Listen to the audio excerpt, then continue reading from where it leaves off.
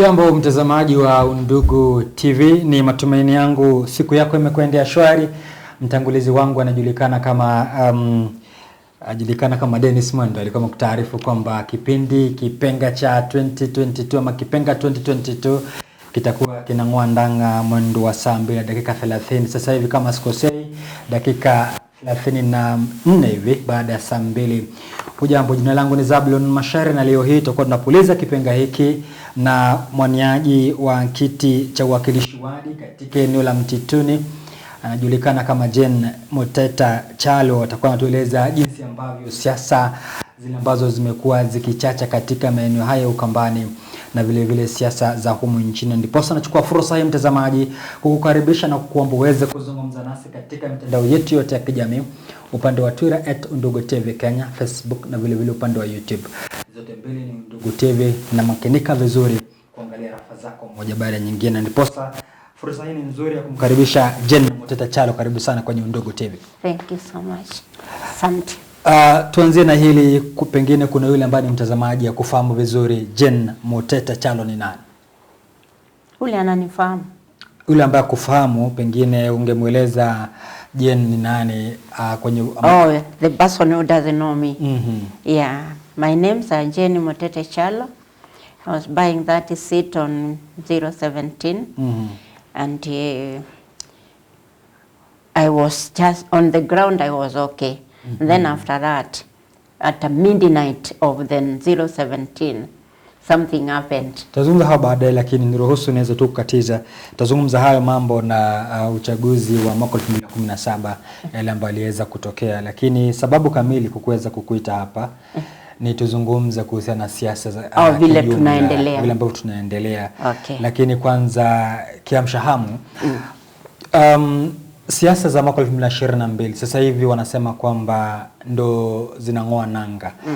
Nakupa mfano mzuri. Naibu wa Rais William Ruto leo alisema kwamba yeye mwenyewe hajaweza kujitosa kwenye siasa za 2022 kwani hata IEBC hajaweza kutangaza rasmi kwamba kampeni ziweze kung'oa nanga.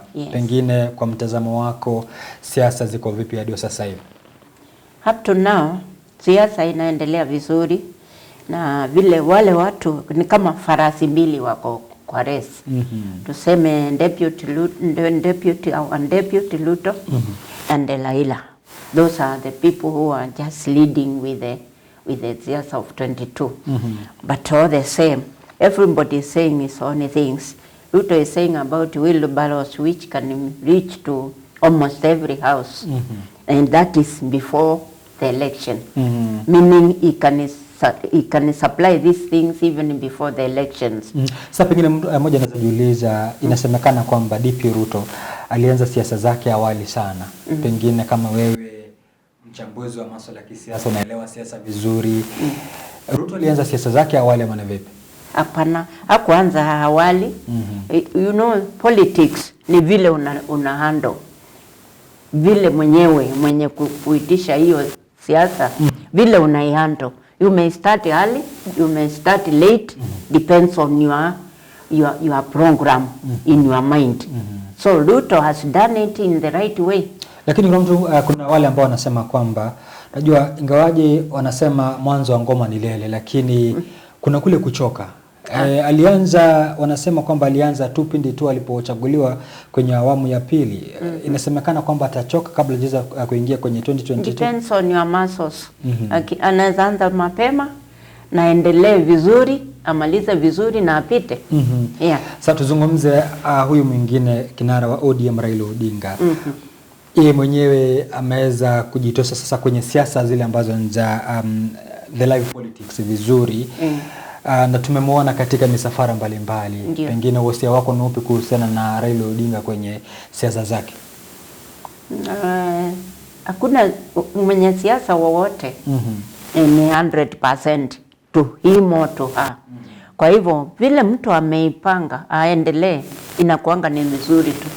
Provided he knows himself or herself. Kwa hivyo kama nakuelewa vizuri, hamna shida kwanza siasa mapema? No, hatuna shida. You can start your own way. You can start early, you can start at the last minute. and the way you have planned yourself. Tuanze hasa hapa hivi kwa wale ambao ni waniaji wa viti mbalimbali. Yeah. Tuna wale ambao wanasema kwamba farasi ni wawili peke yake. Lakini kuna mmoja ambaye ataweza kujiuliza, kuna muungano fulani unaitwa One Kenya Alliance. Yeah. Hadi sasa hivi kumekuwa na shinikizo kwamba One Kenya Alliance sio vocal kama hawa wawili, Raila Odinga na William Ruto. Exactly. Pengine wewe mtazamo wako kwa kisiasa, One Kenya Alliance katika nafasi yao kisiasa humu nchini kwa wapi? Kwa maoni yangu naona hao farasi wawili walimejipanga mapema na mtu akaanza na njia yake ile anataka kufanya naye. Na it doesn't matter whether it's long way or short way, because you are planned for yourself. Now this Kenya Alliance, they have kept us in suspense because they have never put their own person so that we can know so and so is with the third people, with the other group. So, well, if they are not late, we wait for them, they will show us way forward. Lakini sasa kuna mmoja ambaye anajiuliza, wewe pale ambapo kulingana na maoni yako, ni vizuri wale ambao ni One Kenya Alliance kuweza, kwani wao pia wanaweza wanaendelea kuuza sera zao na siasa zao wezi kuzilinganisha na hao wawili. Je, ni vizuri wao kuweza sasa kuingia kwenye debe vizuri ama kuingia kwenye msafara ule wa kupigania urais vizuri pasi na kuweza kuonekana kwamba ni kama wanalegeza kamba? Ingekuwa vizuri sana wajitokeshe kama hao wengine, ndio tujue so and so is on the race, and we hear their they sell their sellers, so that we can know at least where to put them.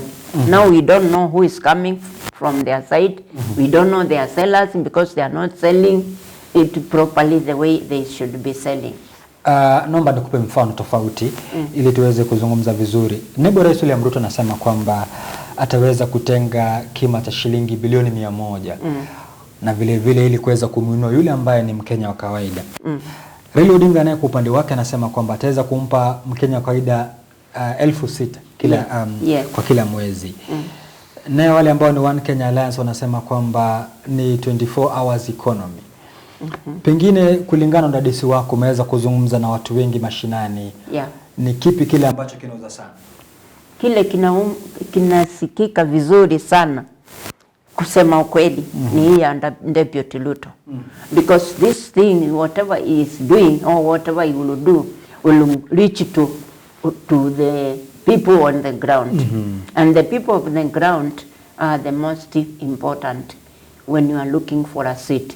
Because you should reach them and let them know who you are, let them know what you can do to them. Pengine ukisema kwamba yeye mwenyewe ni kama sera zake zinasikikana, lakini kuna yule ambaye anaunga mkono Raila Odinga. Anasema kwamba mimi nitakupa 6,000 zile ambazo hujakuwa ukipata kila mwezi, lakini mimi tu nikiingia pale ndani nitakuwa nakupa 6,000. Pia nadhani usemi ule utakuwa nasikika kwa wengi. Let me wacha nikue wazi kabisa, kwa sababu ile kuniaga utanipa sio vile unaweza kuninunulia kitu leo unipatie. It's better you give me something little, I possess it, than promising me something that I don't know and I wouldn't know whether it will work. Because it means, when Laila is saying that, it means asipopita, there will be nothing. Because he says after the election. So let us consider these two people and the third person who is coming of alliance and see what is beneficial to a ground person. Because me on the ground, I know what it happens. The ground people are very important. And when you reach them, you automatically reach the whole area. Hapo tu. One Kenya Alliance wakiongozwa na Kalonzo Musyoka. Anasema kwamba atahakikisha unafanya kazi masaa 8, mwingine masaa 8, na yule mwingine anamaliza na kama masaa 5 hivi kama sikosei. Nadhani atakuwa anajaribu uchumi ule ambao umeweza kudorora sana. Uone kana kwamba usemi wake kwa lugha ya Kimombo anasema ni valid. Well, we cannot rely on that much, even me, because I'm on the ground. I'm expecting something from him. And if he gets it well, I can sweep in. But it cannot be so true that haiwezi kuwa ni kweli. Hiyo anasema ndio itafanyika. Safi. Sasa tuweze kuondoka kidogo kutoka hapo hivyo. Tuzungumze haya mengine ya siasa zile ambazo ama mfumo wa kisiasa ule ambao viongozi mbalimbali wanaweza kuutumia. Kuna wale ambao wanaweza kupinga sana kauli ya kinara wa ODM Raila Odinga kuweza kuwatumia magavana, anawatumia wabunge na vile vile anatumia nyinyi wale ambao ni wawakilishi wadi ama wale pia wanaweza kuwania nyadhifa za uwakilishi wadi. Katika anawaleta pamoja akielekea pahali kama leo alikuwa Pokot kule West Pokot. Na akawaleta wote wale ambao ni waniaji wakati kwa upande ule. Pengine hiyo strategy ya Raila Odinga kulingana na maoni yako iko vipi? Well, it doesn't shake anybody. And that one does not mean you are the leader. Doesn't mean aisemekani vile umefanya, vile wewe umefanya na vile nimefanya. It's the people on the ground who will decide. Lakini hapo unajua ukisema vile kuna yule ambaye ataweza kufikiria tofauti kulingana na wewe, kando na wewe, aseme hivi eti kwamba Raila Odinga anawahusisha wale ambao walichaguliwa. Kama mfano alikuwa upande wa Makueni, alikuwa na viongozi wale ambao wamechaguliwa. Ndio. Charity Ngilu alikuwa pale. Mutua alikuwa pale. Kwa hivyo hao ni wawakilishi wa Kenya wengine katika maeneo yao. Udhani kana kwamba wananena ama wananena usemi wa viongozi wale wanawakilisha usemi ule kwa Raila Odinga? Wanawakilisha, lakini kuwakilisha si ndio final. Unawakilisha, unawaeleza, unawaonyesha this is the way forward, but still they will be having their own decision. Na je, kutumia viongozi wale ina maana kwamba atapata uungwaji mzuri sana katika maeneo yale? No, it doesn't mean that. Anaweza kuwa na hiyo na mwisho iwache disappear. So it will all depend with the people on the machinery. Tuzungumza kuhusu wale ambao ni naibu rais William Ruto. Yeye mwenyewe na niruhusu kwanza mtazamaji niweze kupunga unyunyu kidogo. Naeleza kwamba tuweze kupunga unyunyu kwa dakika ngapi zimekatika. Dakika 48 zimekatika baada ya saa 2. Nikirejea tutakuwa na kupasha mengine, tutazungumza mengi sana. Masuala mazima, swali ile ambalo nimeweza kupokonywa kutoka mdomo wangu ni kuhusiana na masuala mazima ya sera na jinsi ambavyo naibu rais William Ruto anatumia mfumo wake kuweza kuwaleta Wakenya pamoja ndipo aweze kuwashawishi aweze kumuunga mkono mwaka 2022. Kipindi hewani ni Kipenga 2022. Mimi ni Zablon Masharo Senebai.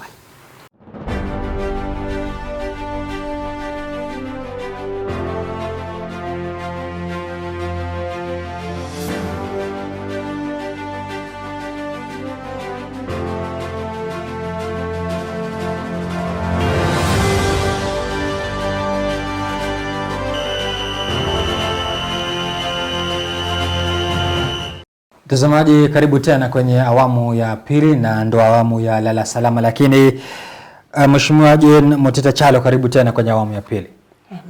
Asante. Tuanze na hili lingine. Sasa tulikuwa tunazungumza ili tuweze kutamatisha haraka masuala mazima ya naibu rais William Ruto. Anatumia mfumo wa kuwaleta Wakenya pamoja. Pengine kulingana na wasia wako, strategy ile iko vipi kulingana na wale ambao umezungumza nao kule mashinani? Kwa mashinali watu wamefutika na msemo wake na wamemkubali kusema ukweli. Currently wamemkubali. Sasa ndio nakwambia wenye siasa wote, kile unasema, wenye siasa tunapendana. Kile unasema ni nzuri kwako na ninaisupport. Na mimi ile nasema ni nzuri kwako. Na wote tunapendana. So one has to fight on his own way. On his own way. Convince the people the way you have. The way, the method you want to use. Use it to convince the people. But we have no enemies with between ourselves. Safi, sasa tuzungumze nyumbani. Kinara wa Wiper Kalonzo Musyoka. Nakupa mfano wa haraka sana. Yeah. Katika mkutano wa Raila Odinga Azimio la Umoja katika maeneo ya Makueni, hakuonekana yeye mwenyewe. Nani? Kalonzo Musyoka hakuonekana kwenye mkutano ule. Na kuna wale ambao ni viongozi walikuwa na mponda sana. Na inaonekana kwamba umoja wa jamii ya Mkamba ni kana kwamba sasa inaletwa pamoja na wale ambao ni magavana watatu. Pengine hadi sasa hivi unatoka mashinani, wanazungumza vipi kuhusiana na uwakilishaji wa Kalonzo kama yeye ndo symbol ya jamii ya Mkamba? Well, you know, ndio nakwambia siasa watu wanazungumza chochote. But the fact remains, ule mwenye kufanya siasa kama mimi na kama Kalonzo na kama Ruto na kama Raila, yeye ndio una jukumu ya kujiuza mashinali. Ukijiuza vizuri haina shida. Lakini na watu kidogo tu nasamani kwa kukatiza hayo. Wanasema kwamba kama naibu rais William Ruto kule kwa mashinani anazungumza na wao lugha ile ambayo ni ya kikwao, wanaelewana vizuri. Ina maana kwamba Kalonzo Musyoka mafuta yake ya mdomo ni kana kwamba ieleweki upande huu? Well, ni kwa sababu hajaipaka. You know to have many soft lips. You have to apply some oil to make your lips move and become wet.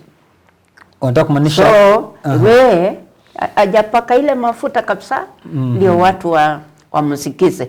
Na masikio lazima ifunguke, kile kinatoka kwa mdomo kifikie watu. Ina maana kwamba magavana wale ambao ni watatu wameweza kuyapaka mafuta vizuri midomo yao? Wamepaka. Kwa njia gani? Kusema kweli walipaka. Sio wajilitokesha huko na wakaongea bila kuchambua Kalonzo. Wakaongea the truth of what they wanted to say. The good thing of it, they didn't attack him. Yeah, they only said whatever was to be said. Na walisema ile maneno wangetaka kusema wakati kama huo. Hawakusema ya kumwattack. You still have time to put the oil on the lips and then make people listen to him. Na asa pengine moja anajiuliza hivi, Kalonzo nini kile ambacho hajakifanya katika maeneo haya ili aweze kukubalika vizuri? Wapi? Katika Ukambani in general. It's just reaching people and making them understand what you are after. Yes, that. A politician must come out to the people, the ground, let them understand what you are after and which method are you going to use. Like these two people who are saying, they are saying their method of reaching people. So he should also come out and tell the Kambas, leave about other tribes, because you cannot convince other tribes when you cannot convince your tribe. So let him come out and clearly and openly ambie Wakamba wake nikiwa moja wao, ambie this is the way forward and our seat on 22 it will be like this, like that, like that. And then people will just decide and they may back him. Lakini kuna mmoja amesema kwamba yeye mwenyewe Kalonzo Musyoka yupo kwenye One Kenya Alliance. Na One Kenya Alliance sasa hivi wanasema kwamba ni muungano ule ambao ni wa kuleta Wakenya pamoja. Si unasema kwamba hajaweza kujitokeza vizuri.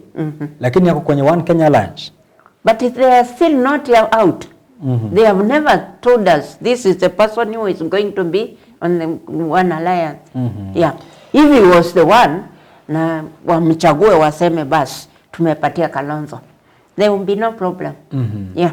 But now we don't know who is who.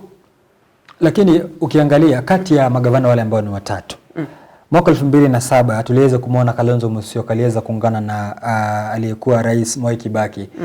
Na anatumia usemi ule kusema kwamba yeye mwenyewe aliweza kujitokeza pale ndiposa vita ambavyo vilikuwepo humu nchini ziweze kutulia. Yeah. Kwa hivyo kulingana na wosia wake ni kwamba yeye mwenyewe ni wa kuwaleta Wakenya pamoja. Ina maana kwamba katika maeneo hayo Ukambani amekosa ule uwezo wa kuwaleta Wakamba pamoja. In a way, yes. Amekosa ile strength Unajua kuna muscles ya siasa. No. Na hiyo muscles ya siasa ni very important. Yani ule uzito wa siasa. No. Ukiwa na huo uzito na ufikie watu na waeleze na wakubali, you are through. Sasa pengine ni njia gani ama ni mbinu gani ile ambayo Kalonzo anapaswa kutumia? Tumeweza kumwona, lakini kabla hajakuuliza hilo swali, nikupa tu mfano mzuri. Naibu Rais William Ruto kwa zaidi ya miezi kama 5 hivi hajapatikana katika maeneo yale ambayo ni ya kwake, Rift Valley, bonde la Ufa. Yes. Lakini Kalonzo amekuwa akionekana katika maeneo haya sana. Wapi? Katika maeneo ya Ukambani amekuwa akipatikana katika maeneo ya Ukambani. William Ruto hajapatikana kwa zaidi ya miezi 5 kule kwao. Do you know what? You go to work to say you belong to Machakos, and you work in say a place like Nakuru. You don't always remain in your place. No. You remain to a place of work. And Ruto is overall. So he has so many areas to go, and he has to reach those people. That's why he is there and there. But Kalonzo should not stick on Ukambani peke yake. No. Ruto has done away with this area. And he said now, they told him, no, go look for votes, other places. So it's we, the Kambas, who should commend to Kalonzo and see how far he can do. We accept him, we know, we assess him, we say, okay, now we are satisfied with you. You can go other areas. Sasa pengine Kalonzo Musyoka, kulingana na jinsi ambavyo yupo pale, ukipewa nafasi ya kuweza kumshauri kama mshauri wake masuala ya kisiasa, utamshauri vipi? Mimi nitamshauri na njia nyingi sana. Sana. One, nitamuonesha kuwa friendly to his people. Because when you are friendly, like you are married, you are friendly to your wife and to your family. There's nothing else which can be impossible. Because those people will be supporting you. Whether you do what or what, wanakusupport. Kwa sababu wanajua huyu ni mtu wetu. Kwa hivyo Kalonzo nina mengi ya kumshauri nikimfikia. Kama namfikia kama saa hii. Is a person I even talked to him like I'm talking to you. Pengine unajua kuna wale ambao wanasema kwamba ingawaje unasema kwamba kumshauri unaweza mshauri kwa njia gani, zile ambazo unajua kuna zile ambazo ni ushauri na saha ule ambao unaweza mpa, ndipo hata yule ambaye ni mwingine asikie kwamba umeweza kumpa maoni yale ambao pengine hajakuwa kuna ulegevu katika utendakazi wake. Pengine ni kipi kile ambacho umeona kwamba Kalonzo Musyoka akifanyi zaidi ndipo aweze kuwashawishi jamii ya Mkamba kuweza kumfanya kama yeye ndio spokesperson? Akuwe friendly to his people and closer. Akaribie watu wake. Au watu wake mimi nitampatia mashauri, mwingine atampatia, na haya mashauri yote akiyashika. Unajua even when you talk to, nikikwambia kitu na mwingine akwambie, kuna wakati unaendanga at your own time, you rewind this thing, inasunguka, you pick a point. So many people gives him a sign, this ushauri. Ulo na yeye mwenyewe ataenda kae, isunguke, kale karibu, kaanze kurevise, and then pick a point. Another one, pick a point. And those points, you as a politician, wewe ujue which one you are going to combine to make your complete move.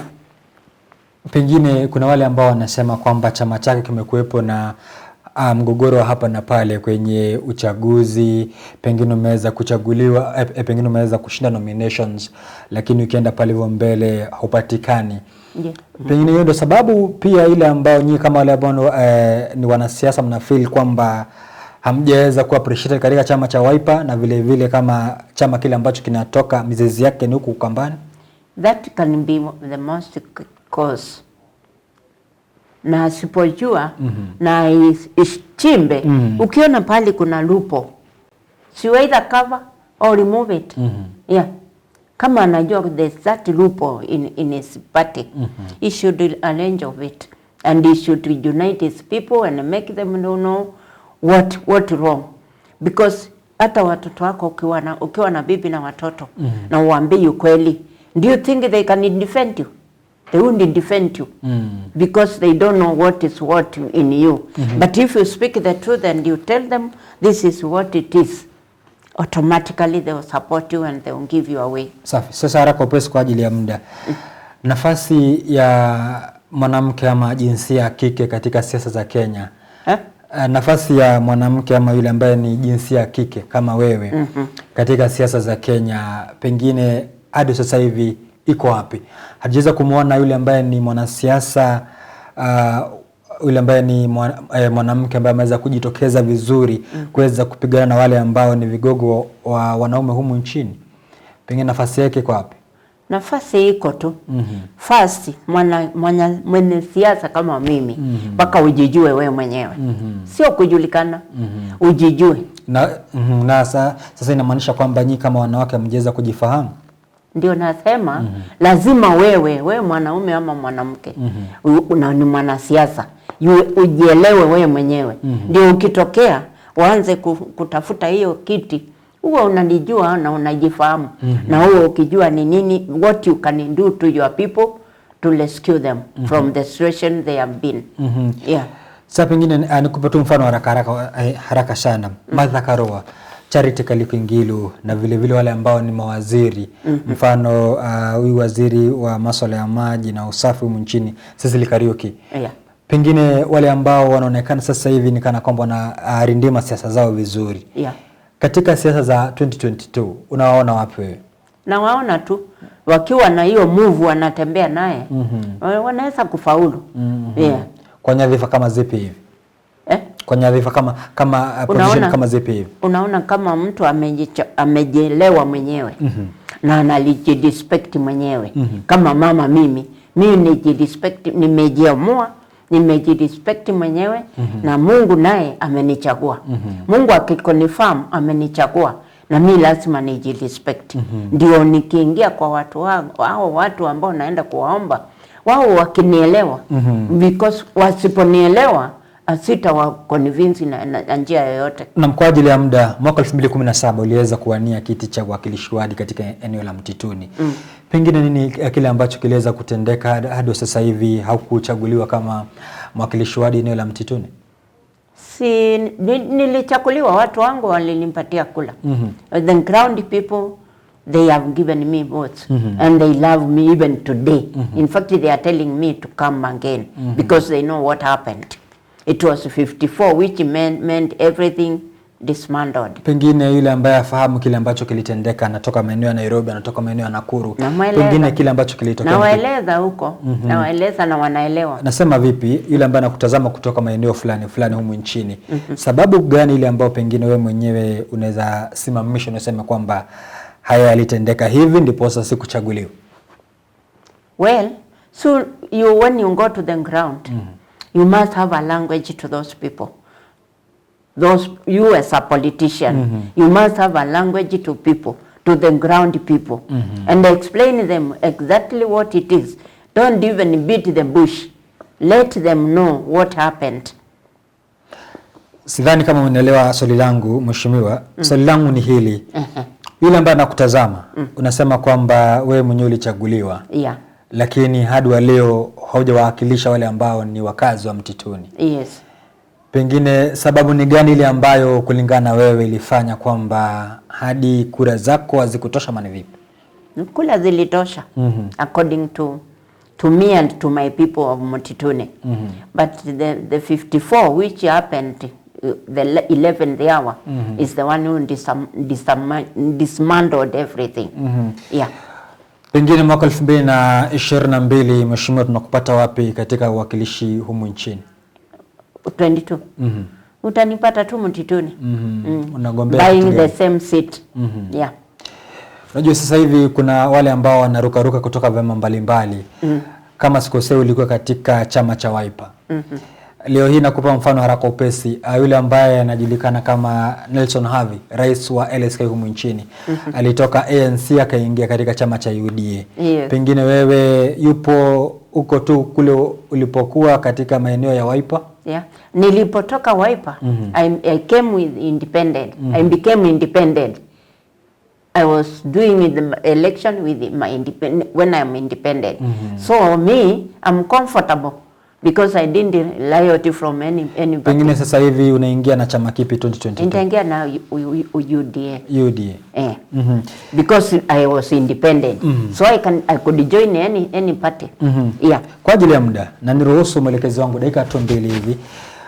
Chama cha Jubilee walisema kwamba yule ambaye alikuwa pale kwenye root cause ya chama cha Jubilee kuweza kusambaratika kwenye nominations ilikuwa ni naibu wa rais William Ruto. Eti kwamba kama huko anajuana na yeye haungeweza kupewa tikiti. Pengine wewe mwenyewe una imani gani kwamba yupo kwenye chama cha UDA utapewa tikiti ya chama cha UDA kuwakilisha maeneo ya Mtituni? What I will do, I will stand with my principles. Yani nitaitisha kiti na ninajua nitaitisha kiti. Na nitaitisha nikiwa na UDA. Na nikitisha na UDA niwe nominated not nominated, I will still remain there. Safi. Neno lako la mwisho tukitamatisha pengine? Yeah. Nasema neno lako la mwisho tukitamatisha. Ni kusema watu wa siasa waachwe waendelee tu vile mtu anataka. Na siasa haina enemy. We don't have permanent enemy. Tunakosana leo, hata sio leo, saa hii. Ukitoka hapa unatukuta Ngiliani tunakula sapa na tumefanya yoyote hapa. Kwa hivyo urafiki wa watu wa siasa ni wa kudumu, sio wa wakati. Asante sana. Nimekuwepo naye Jane Muteta, tumezungumza mengi mtazamaji, nadhani kwamba umeweza kuhamasisha, umeweza kupata wosia wake yule ambaye ni mwaniaji Jane Muteta, na nasema asante sana kwa wote wale ambao wameweza kujishughulisha kutayarisha kipindi hichi kwa njia moja au nyingine, na vile vile wewe yule ambao umeweza kutazama, nasema asante sana. Wiki ijayo kwenye kiti hiki kipenga kitaweza kupulizwa na mwingine, mjadala utakuwa tofauti. Kwa hivyo na kuomba ganda nasi, kipindi kimekuepo Kipenga 2022, na mimi nahodha wako najulikana kama Zablon Macharia. Niweke mahali pema moyoni hadi wakati mwingine. Wa sasa hivi ni kwaheri.